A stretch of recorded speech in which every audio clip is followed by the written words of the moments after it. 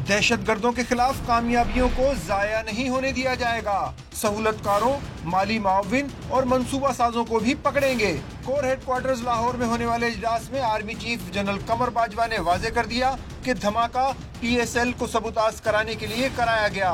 उन्होंने हिदायत की कि फाइनल शेड्यूल के मुताबिक यकीनी बनाया जाए। ISPR के मुताबिक core commander Lahore lieutenant general Sadiq Ali और इंटेलिजेंस एजेंसीज की तरफ से आर्मी चीफ को लाहौर में होने वाले दहशतगर्दी के वाक़े पर ब्रीफिंग दी गई। आर्मी चीफ ने कहा कि दहशतगर्द कौम के हौसले को पस्त कर सकते हैं और न ही इंसदादे दहशतगर्दी के लिए कोशिशों को मुतासिर कर सकते हैं। आर्मी चीफ ने लाहौर धमाके के ताने बाने तलाश करने पर इंटेलिजेंस एजेंसियों की कारकर्दगी को सराहा, जिसके नतीजे में अफगान बाशिंदों समेत कुछ गिरफ्तारियां भी अमल में लाई गईं। आर्मी चीफ शहीद DIG अहमद मुबीन के घर भी गए, जहां उन्होंने शहीद के अहले खाना से ताज़ियत की और अहमद मुबीन के ईसाल सवाब के लिए फातिहा खानी भी की। आर्मी चीफ ने सर्विसेज अस्पताल में लाहौर धमाके में होने वाले जख्मियों की भी अयादत की।